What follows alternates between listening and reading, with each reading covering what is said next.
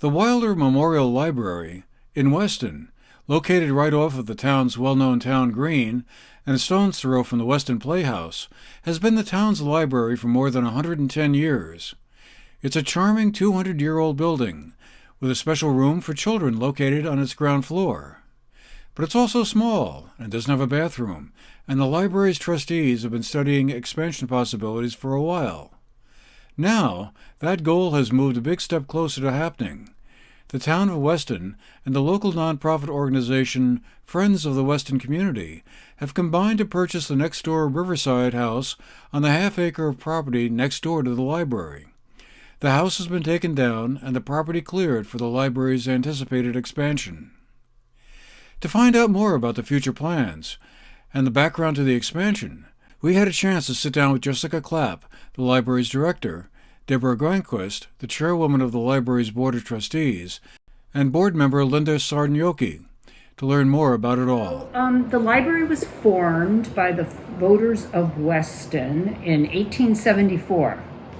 And we moved into this building in 1909 when the family that owned this building donated it to the town to be used in perpetuity as a library. And they did the interior refitting at that point in time.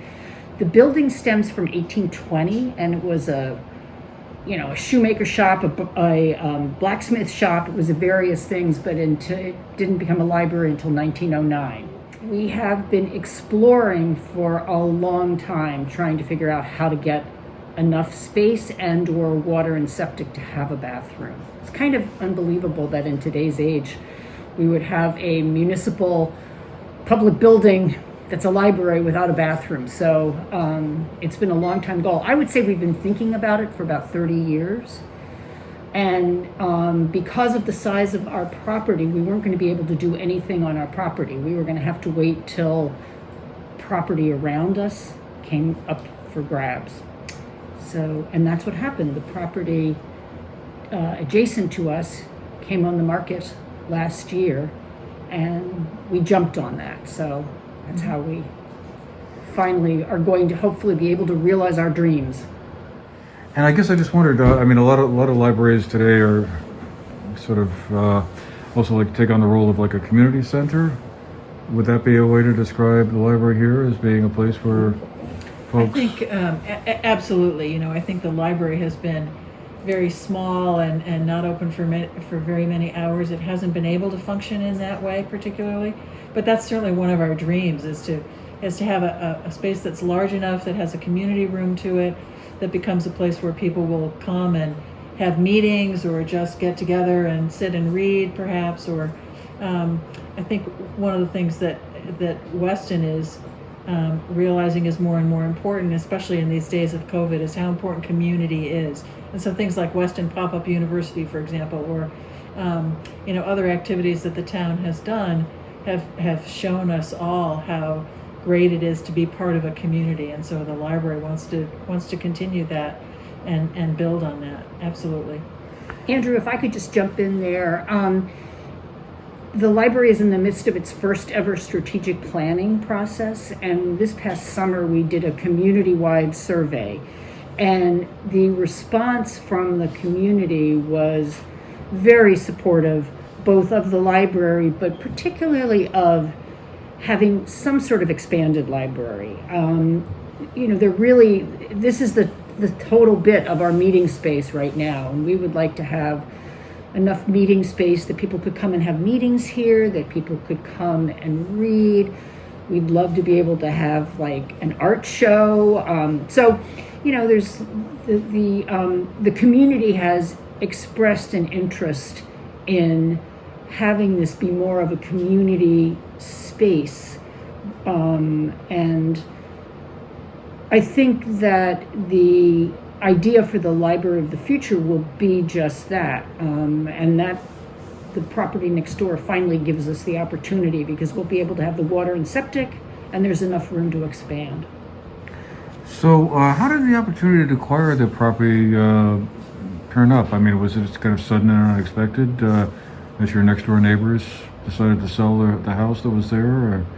or how did it all unfold? Well, unfortunately, the house was had some serious water damage and some mold damage in it, and so the family knew that they had to sell. They first talked about rebuilding it, and then realized that it made sense to sell, but they also wanted to help out the library and help out the town. So they very generously said, we'll offer it for sale to the town, and hope that it will, and for the specific use as a library, or to help the library. And so the organization, the Friends of the Weston Community, formed really for the purpose of purchasing that property, and then it will be turned over to the town for the use of the library. And we then have to, of course, work on what our architectural plans will be, how much of the property we'll use. But one of the things we're especially looking forward to, Jessica's looking forward to the lovely space along the river, which is sort of a very park-like space, and all of the things that we'll be able to do for outdoor programming along there. And that'll be a wonderful park for the town as well. But one thing but it will certainly offer us some much needed parking space, as you probably discovered when you were trying to find a place to park. Not really any place to park, so that it will offer us parking space, which will be really important for people coming to visit the library. So that's one of the things we'll get out of that space, but also just the ability to expand this building more without encroaching on the building that was there. Yeah.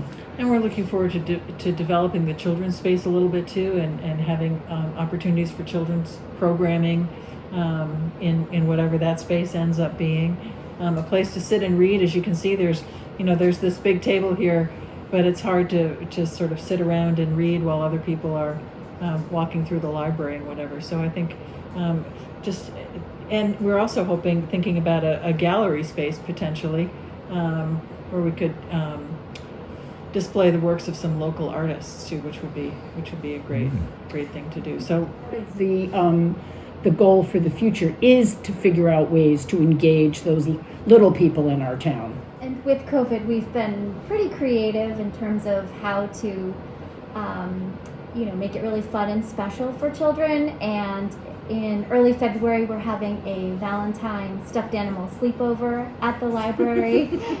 And so I think it's such a great idea. Isn't that cute? Yeah. And so we're inviting children to bring their stuffed animals and drop them off for a slumber party, and the stuffed animals will watch movies and eat popcorn, and we'll take pictures of the stuffed animals. Yeah, that's great. And then send them, home so the children can see what their stuffies got into. But we are so excited for the future and having more space and more opportunities to have a really special experience for children. We do have a lot of children in our community, actually, and so I think that will be really meaningful. The library presently contains nearly 5,500 volumes between books, DVDs, and audio tapes. Library officials are hoping to get well along into the planning of the expansion as soon as possible, perhaps by the summer. For the GNAT-TV News Project, I'm Andrew McKeever.